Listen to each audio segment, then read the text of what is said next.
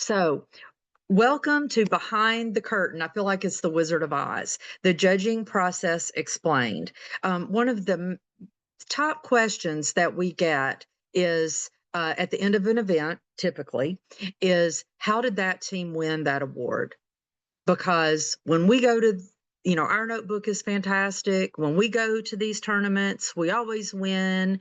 And how did that team win that award? Not to take anything away from that team, mind you. We just don't understand how the process works. So that's what I hope to share with you tonight. My absolute favorite volunteer role at a tournament is working as a judge or a judge advisor, and it's not one that people think about because it's not the role that you see. You see the scorekeepers, you see the head referees. You're not seeing typically what the judges are doing, and that's what this session is all about. And we hope that in the process of learning what the judges are doing and how they're determining the winners for the judged awards, that will also help you in preparing your teams. Tomorrow evening, Nadine will be hosting a session that is geared towards helping your teams start a good competition logbook and then build it throughout the season, prepare for the interviews, etc. So you want to be sure to catch that session as well. So first, if you're new, if you haven't been on this evening, I want to introduce our team of regional support managers.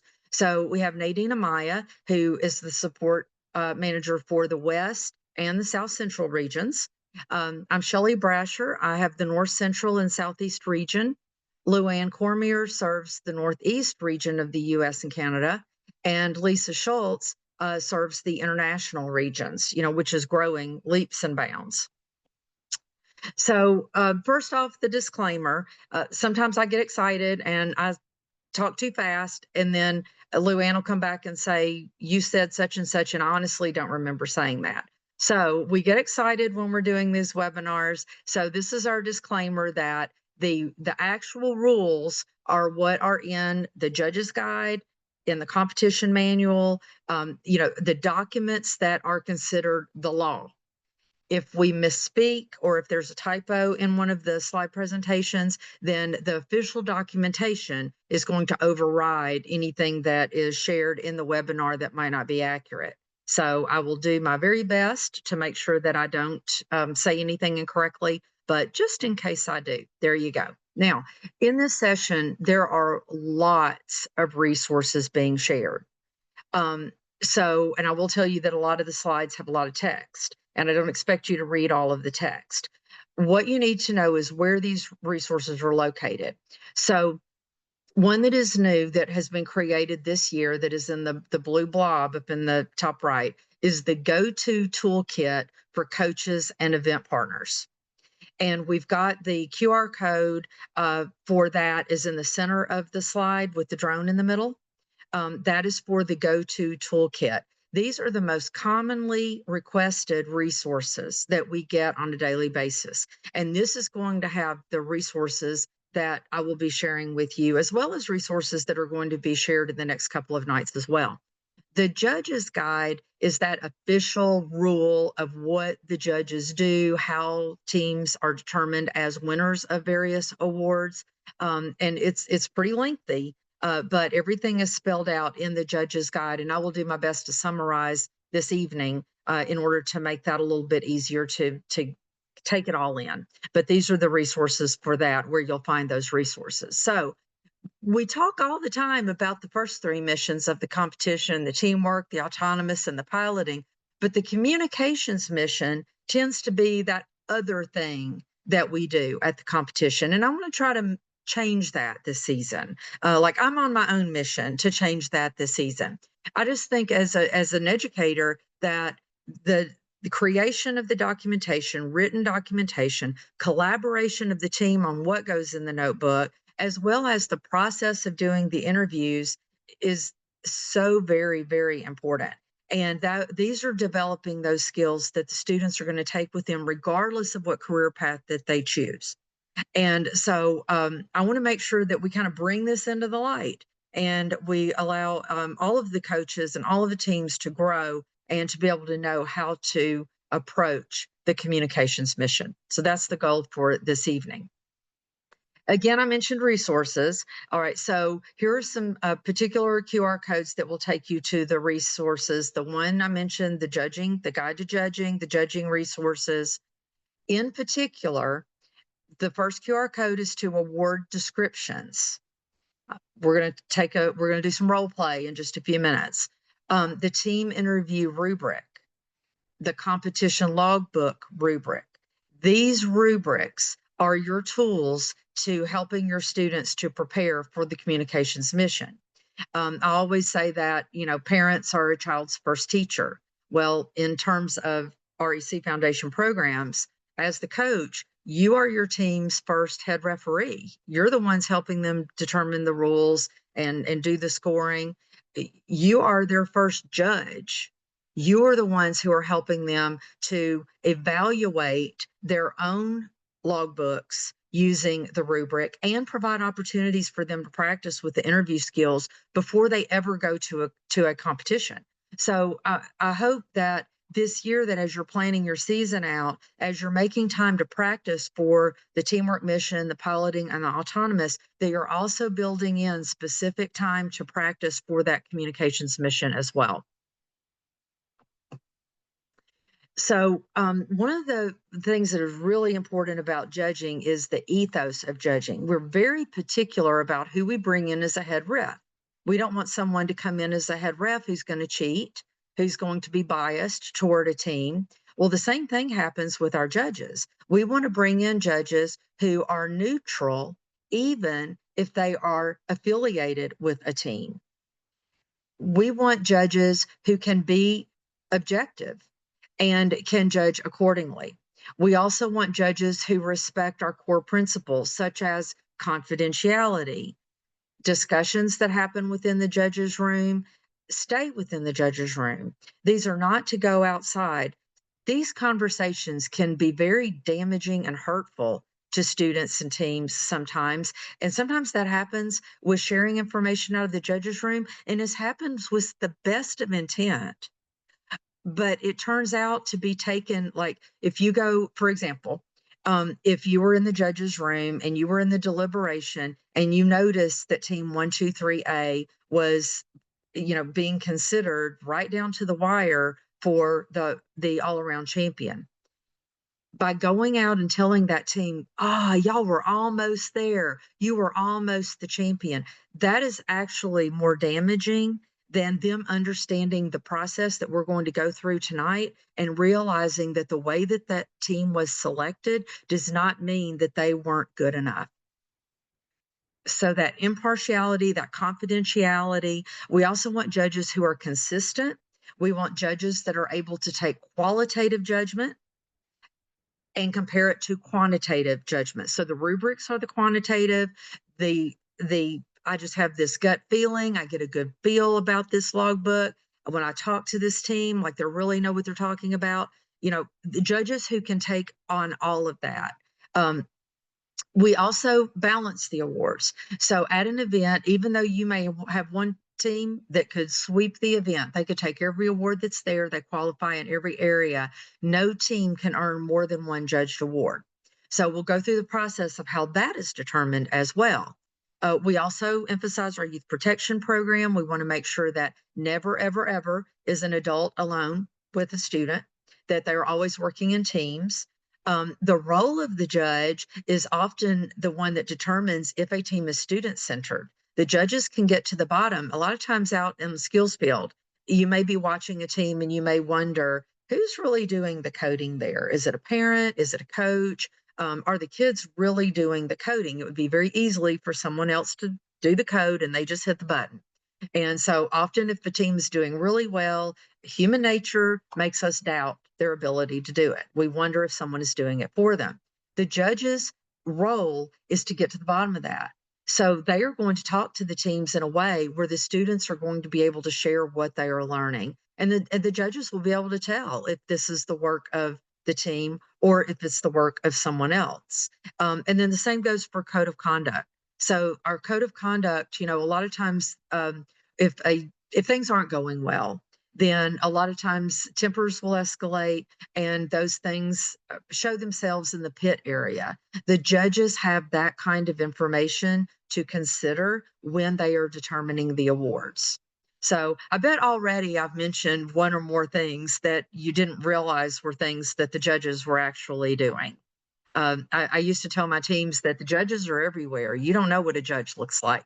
You better be on your best behavior, your best sportsmanship everywhere that you go because the judges are always watching. Sometimes we get event partners who will ask if it's possible for them to not have judging at their event because it takes, getting qualified judges, getting volunteers who maybe don't have experience but are still qualified judges isn't always easy. And so sometimes the easiest way is let's just do the first three missions and we won't do the judging. No, absolutely not. If you want to run a scrimmage and not do the judging, perfectly okay. But if you're going to run an event that is a qualifying event, you must include judging. We know that judging is an integral part, as I mentioned before, that it is so important that students have an opportunity to share what they are learning, both orally and verbally. So this gives them that opportunity. Um, the the judge awards can also qualify teams to these regional championships too. So we don't want there to be limited ways that teams can advance, which is why we've changed the qualification rules this year. The double qualification is to really emphasize the judged awards and to incentivize that coaches and teams will look into spending more time with the judging communications mission. There are basically two types of judges. There is the judge advisor and there is the judge. The judge advisor is like the head ref. The judge advisor is the one that knows the rules, that is certified, has completed the certification course, has gone through our trainings. And interestingly, the judge advisor doesn't judge. The judge advisor organizes everything for the judges and supervises the process to make sure that the process is being followed, that the ethos of the communications mission is being followed. All of those things that were just mentioned are being followed.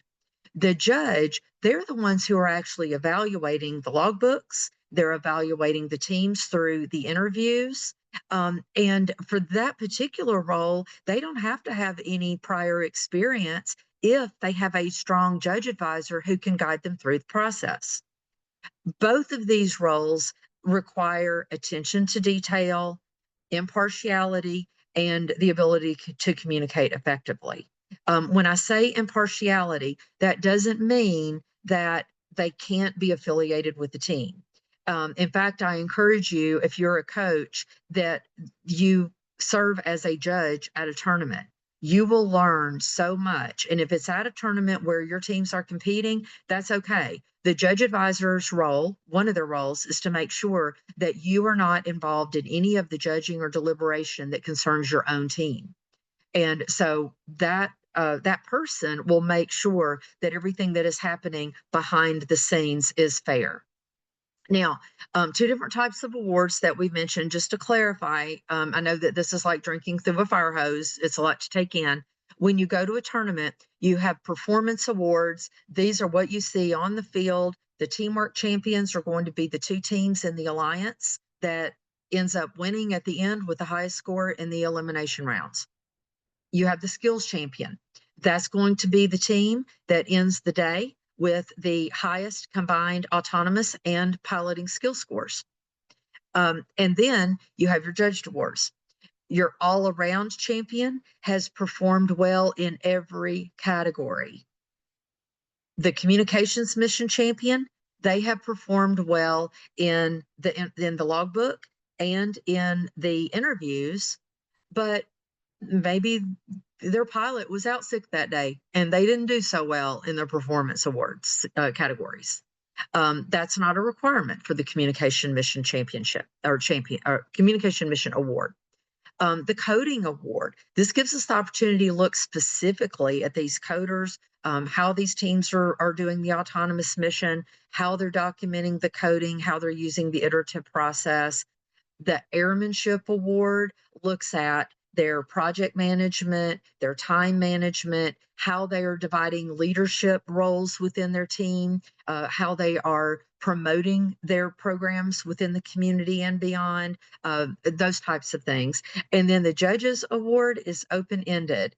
This ends up being the team that through all of the discussions, this team just kept coming up for one reason or another.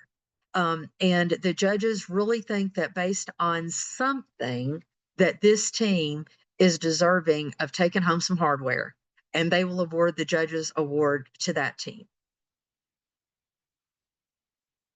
So you can see the judges have a really big responsibility. So here's what happens. The judge advisor has these tools, and they are going to set up in a private room behind the scenes, a private room. They are going to set up this area. They are going to have a check-in sheet.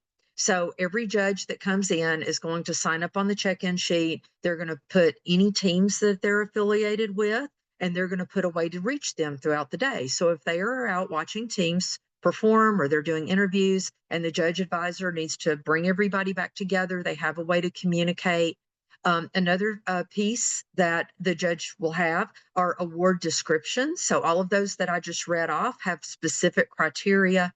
They have printed award descriptions that will be hanging in the room. They will have volunteer field note to judges. These are notes that they will give out to volunteers who are queuing, volunteers who are running the software, the displays, volunteers who are doing team check-in and inspection, the scorekeeper, head referees. All of those people have input in winners of these judged categories. Who knew? But at the end of the day, the judge advisor will go out and gather up all of that information, all of that they can get. So like I said, there are eyes everywhere. Judges note to miss teams. So if a judge is trying to find a team because they want to see their coding, they want to watch them run skills, they want to do an interview or maybe a second interview, then and they can't get them together, then they will leave a note at their pit so that they know to expect, to a visit back at a certain time or to come to a judge's area, a common area where the judges can talk to them. And then finally, a final award nominee ranking sheet. This is how the actual judges are determined. So this is the package that is created for the judge advisor. Now, for the judges, what they're going to get is a one-page cheat sheet, because this is a lot of information to digest. And like I said, they're not required to have prior experience. So you can see this picture. This was taken from one of the championship events in the judges' room. And at each seat, each judge's seat, they had a packet, they had a clipboard, and they had all of these things. They had log rubrics for each of the teams that they were going to be working with. They had team interview tips and sample questions. They had a sheet where they could take notes about each of the teams. And then they have an initial award candidate ranking sheet. And we'll talk about that in a minute. You have access to all of these. So when I mentioned that you are your team's first judge, well, here you go. Create your own judging packet. And for your team, better yet, do peer evaluations. Have them be the judge and have the opportunity to do this with the team as well. All right, so this is an example of when I said there's some slides that have a whole lot of text on them. I don't expect you to read all of this, just to give you an idea of what these resources look like. So this is an example or a kind of a cut up version of the cheat sheet that we give to the judges. So it gives them just a checklist of some best practices, interview tips, if this is not something that they've done before, as well as a very quick description of what each of these awards are, and the goal being we're trying to find the best team to fit each of these categories. That is the ultimate goal. So the first thing that they're going to do is to judge the competition logbooks. Now let me stop. In some cases, I know some of the people on the call tonight, they have tried out last year doing interviews first and then coming back and doing the competition logbooks. And that really work very well for that particular region. So kind of like what we're doing, offering flexibility in skills. If you want to run all of your piloting in the morning and then you're autonomous in the afternoon, there are some different models of this too, that you can work out. And so talk to your regional support manager if you want some guidance on that. But this is the process that we're going to do with judging the logbooks. So at team check-in, all of the teams that want to be considered for judged awards that are related to the logbook are going to submit a logbook either digitally by providing a link to their logbook or physical, which whatever type of logbook is designated in the event description. So be sure to look for that. They are going to turn in their logbooks in whatever format. These logbooks are taken to a room. This picture is the room from the Army National Championship, JROTC National Championship that happened last year at Fort Benning. And this is sort of a neat version. It didn't look that neat by the end of the day, but essentially what they're going to do is this part in the middle, the categorization. Either the judge advisor and a couple of the judges or the entire judge team are going to go through the logbooks and they are going to divide them into 3 categories. Not developed means this logbook has no chance of winning one of these top teams. We're not going to waste our time looking at it. We have some that are turned in with a whole bunch of loose leaf blank notebook paper. We're not wasting time looking at that. Okay. Then you have developing. These are the ones that you can tell that the kids are working on it. They're not ready. Like they need some coaching. They need some help. They're not there yet. Now, the judge's role is not to do that coaching. That's the coach's role. Okay. So the judge's role, what they're going to do is put these in the developing stack. And then you're going to have the third where at, an initial screening, they're going to be, all right, this logbook deserves a detailed look. Those are the logbooks where they're going to spend their time initially. Now, as the proceedings go on, it may be necessary, like the judges may interview a team that is spectacular. And so they're like, but we don't remember seeing their logbook. We may go back and look at their logbook and kind of see where they were in that process. All right. And consider things in that way. All right. But initially, we're going to have 3 stacks, and the judges are actually going to use the rubric to go through and score the logbooks that are in the fully developed category. Okay, so the rubric will give them a score. Now so I tend to score high. So if I think it looks pretty good, everybody gets a 5. So I'll end up with a whole stack of notebooks where everybody got a perfect score. Well, that is absolutely no good.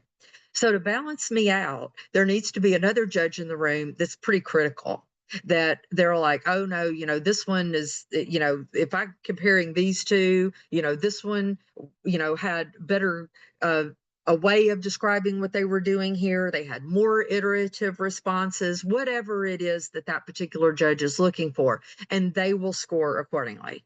Okay, so all the judges will have their logbooks and they'll have their own method of scoring, but that is the quantitative method. Logbooks are also judged based on quality. So what that initial rubric scoring with the numbers does not determine a winner. What that does is determine the potential of winning.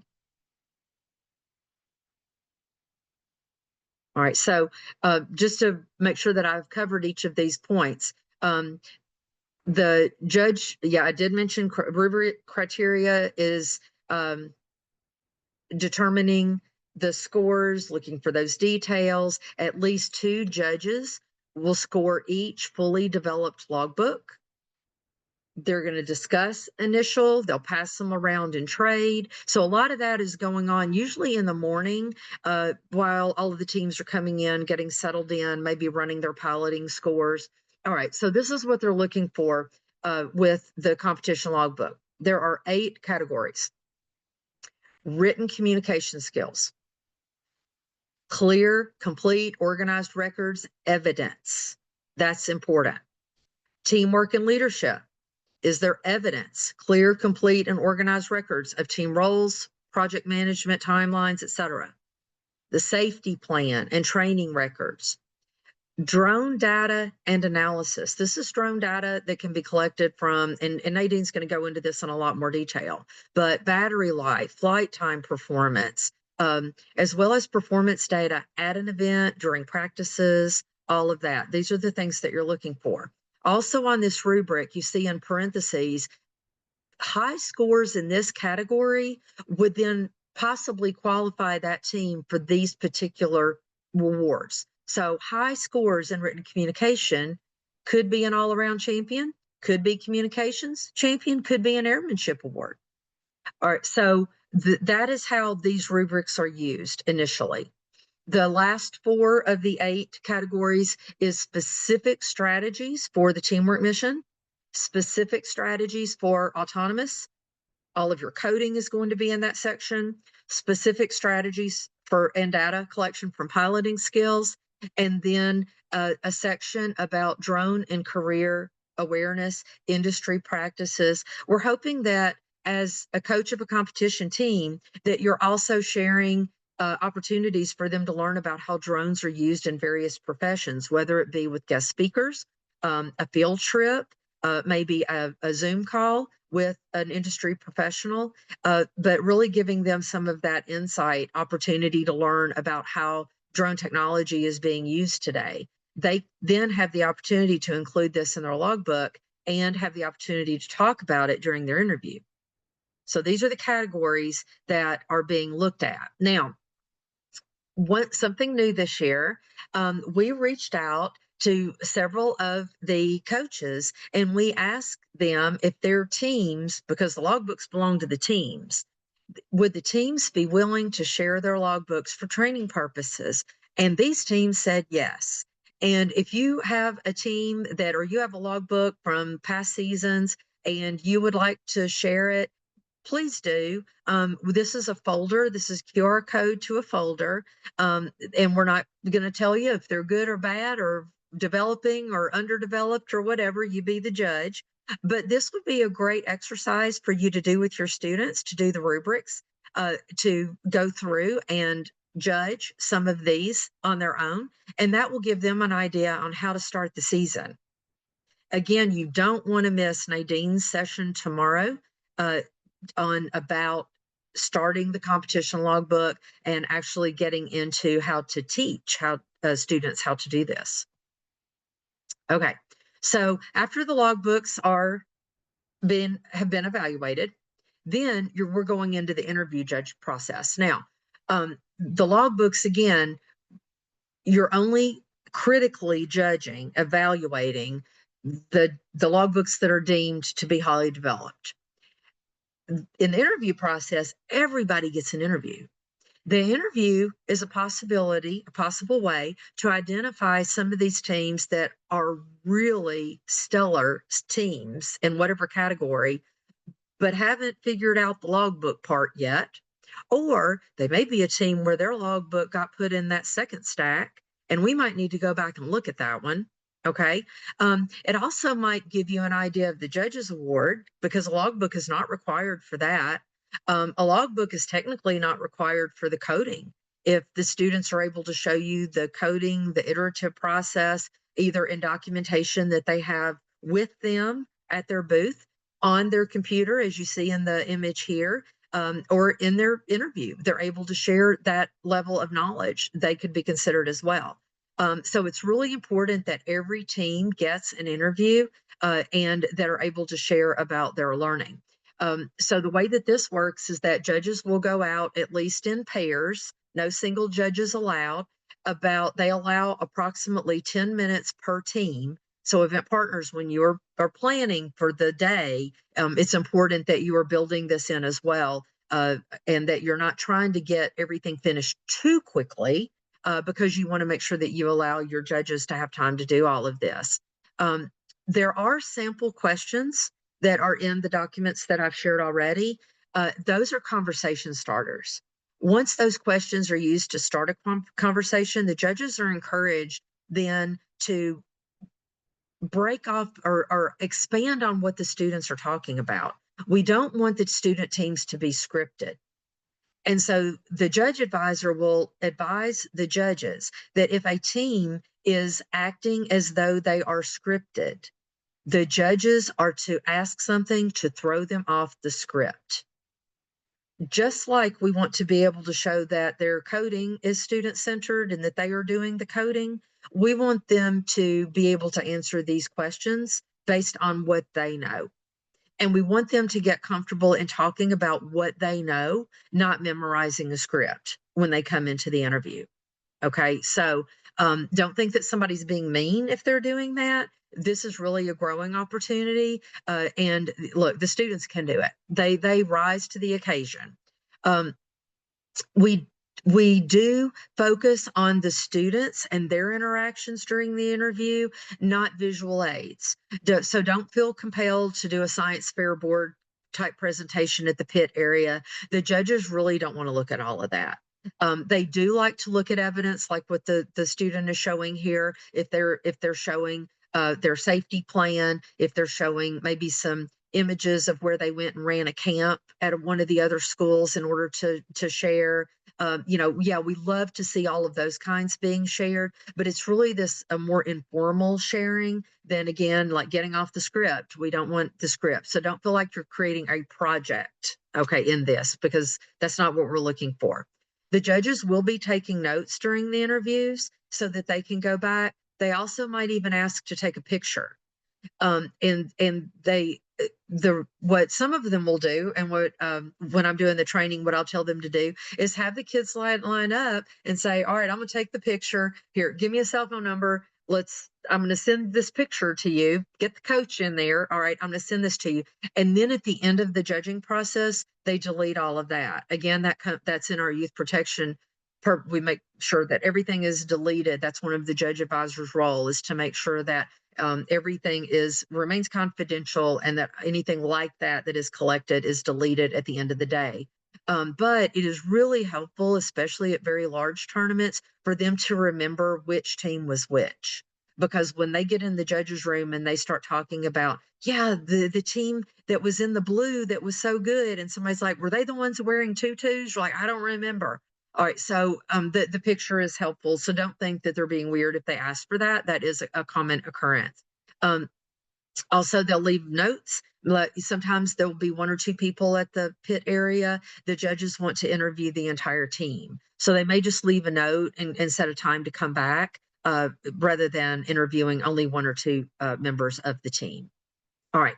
After the interview is done, the judges then will complete the interview rubric. They really don't do it right there while they are talking to the kids. They give the kids the undivided attention. Then they go off to a corner, to a private area. They look at their notes. They maybe add more notes. They complete the team interview rubric at that time. And that gives them that quantitative data as well as their notes. And they are encouraged to go to a private area. So if you're a coach on the call and you ever are at an event and you overhear judges talking about teams, then please let the event partner know, or even just tell the judges, like, the kids are listening to you, please step off to a private area, because they may not even be aware that they're able to be heard. During this type of evaluation, they may have received, I'll use Nadine's team as an example. One of her elementary teams came to an event in robotics, and their notebook was amazing. They had college professors judging the notebook, and the college professors immediately reported that there is no way that a student did this notebook. There's no way. And so the event partner said, please interview the teams. Interview the teams before you decide that. After the interview, they came back and they said, the kids absolutely did this. They know their stuff. We asked them questions to try to throw them. They could answer everything that we threw at them. All right, so that's really important part of this interview process, is that the judges have that flexibility and freedom to really dig in and learn what the teams are learning. And that is the qualitative part of the interview process. So this is the flyer that the judges are getting, and again, that you should use with your teams, or have the teams do mock interviews with each other. And this will, again, these are the questions that I mentioned. Tell us about the roles of your team members. That's a conversation starter. This helps them to fill that criteria of teamwork and leadership when they're trying to give them a score of 0 to 5. Then their answers to these are going to help them to do that. But you can see that these categories are the same as they were on the logbook, with teamwork, project management, drone safety, the teamwork mission strategies, the skills mission strategies, as well as the drone and career connections, aviation career connections. This is what the team interview notes page looks like. That you'll see the judges when they're taking notes. Some of them choose just to use blank paper because this is not enough room, but this at least is enough to give them to kind of get started. All right, and this is the actual interview rubric. Again, on the logbook rubric, the very first category was written communication skills. And then this one is verbal communication skills. But it ultimately is the same thing as far as looking for that completeness of being able to share all of the information, either verbally or written. And then you've got teamwork and leadership, project management, drone safety and awareness. All of those are identified here. And then the second page are the other 4 categories as well. And then there's also a place here for the Judges Award, for them to make special note of something else. Like, what else was it that just makes this team stand out in your mind? Okay, so now we're getting ready to conduct the award deliberations. Now, what has happened is that teams of judges have only judged the logbooks and interviewed a handful of teams. They haven't interviewed everybody. They're all coming back into this room, and they are nominating who they want out of the group that they saw. So this is just a subset of the teams that are at the event. And they are going to then advocate for that team to win that award. And you're going to have all of these judges in the room who have been working in multiple teams who all have their favorites. And so during this process, they're going to be like, okay, I really think that my team should win the communications mission. Look at their logbook. Their interview was amazing. All right, well, another judge team over here is saying the same thing about their favorite team for the communications award. So at that point, what they'll probably do is each judge team is going to look at the other one's favorite notebook and see, and somebody is going to concede. They're going to be like, yep, you're right. That one's better than the one that we looked at. All right. That's the kind of things that start happening in the judges' room that determine the winners. That's where the qualitative data comes in. They even might go out and do another interview. All right. A lot of times teams get really excited because they get a second interview. But tell them, don't get their hopes up too much. It doesn't mean that they were down to the final 2. It may be that they were down to the final 6 or 8. And so, just do their best and move forward. All right. So these are the award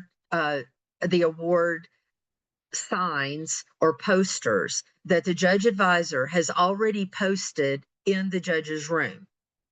And to give you a visual, this is the judge's room from the Army, JROTC Army National Championship. And all of the judges went over to the awards and they put their team favorites. These are the ones that we are nominating on a sticky note. These are the ones that we are nominating for this particular award. And then everybody came together and started discussing those teams' logbook interview, how they qualify for that award. So we're going to do in a minute a little bit of a simulation of this, but from that process, we come up with a short list. All right.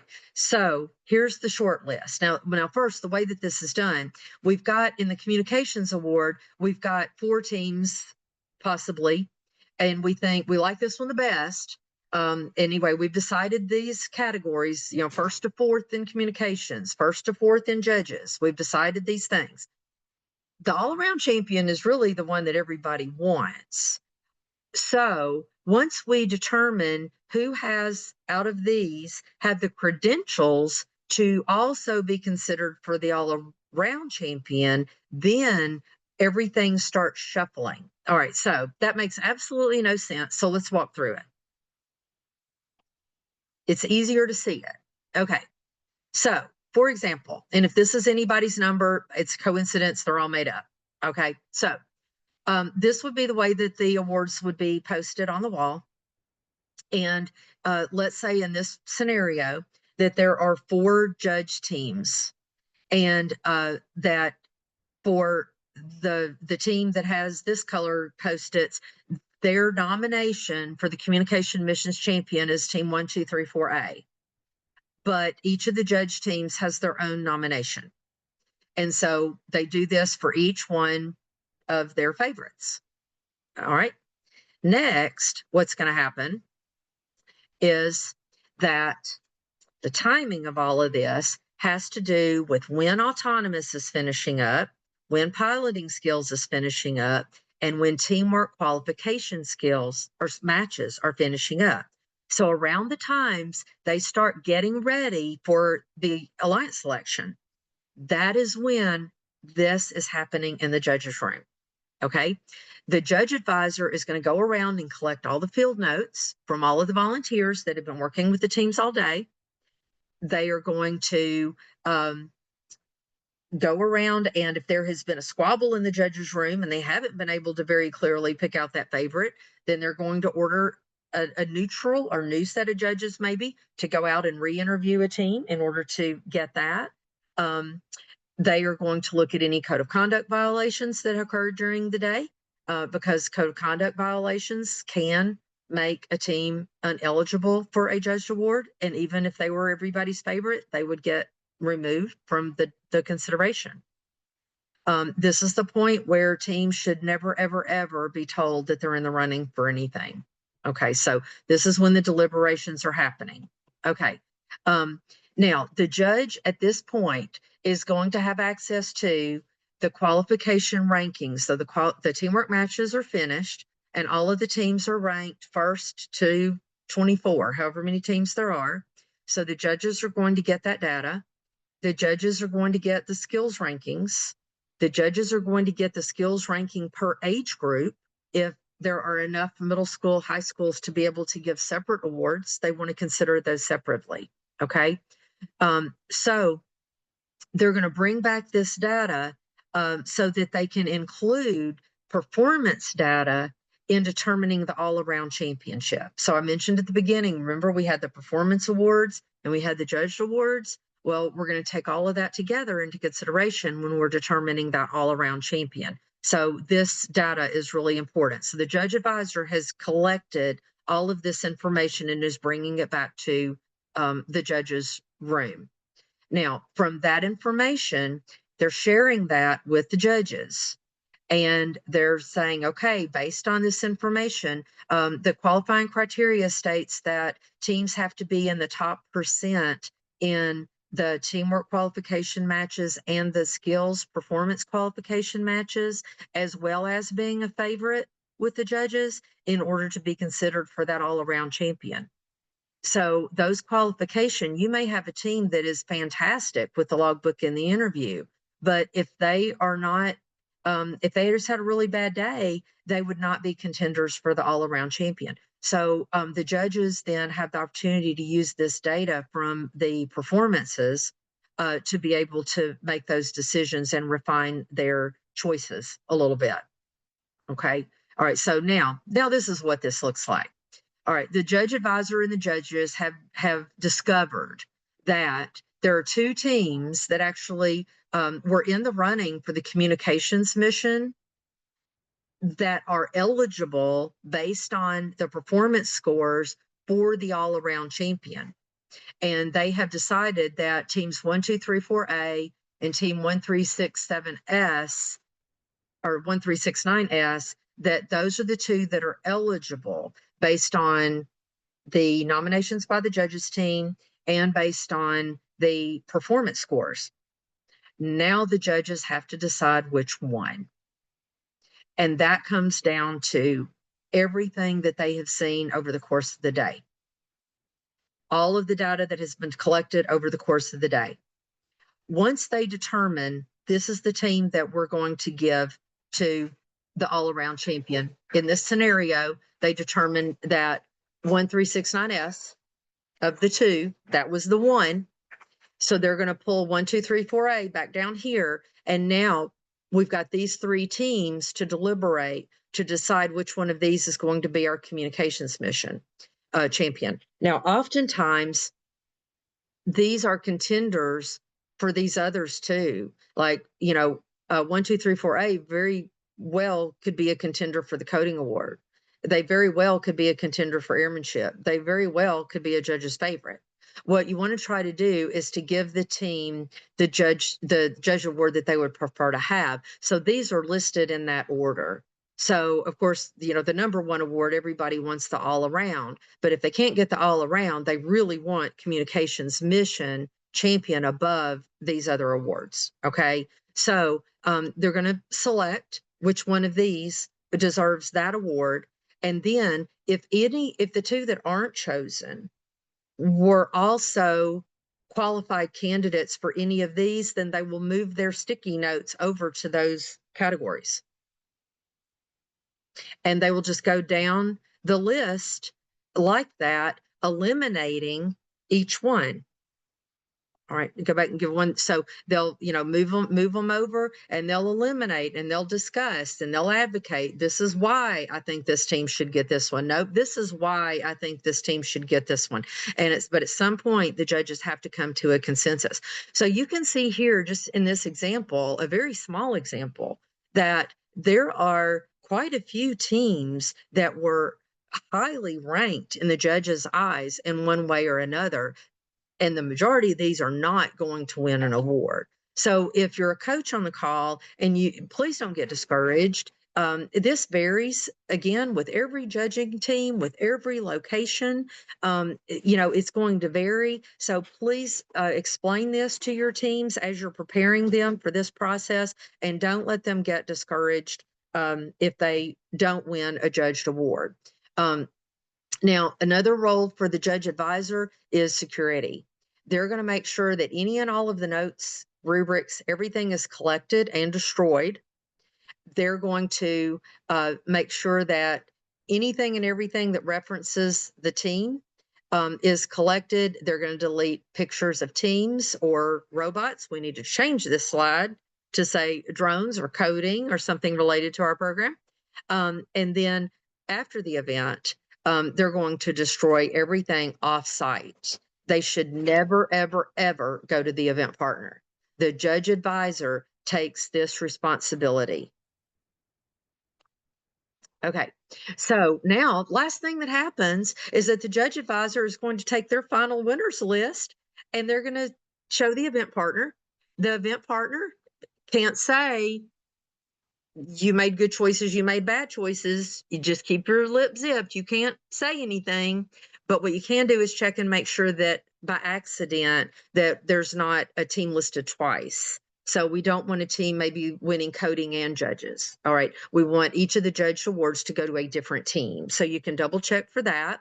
They're going to enter the awards into the system.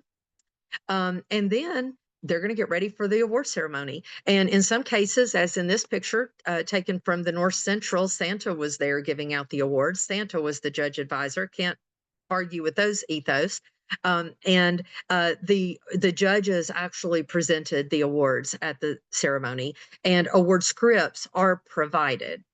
So yes, you will hear the same descriptions at each tournament that you attend. So that is a wrap, and I think I finished right on the dot for the time that I had.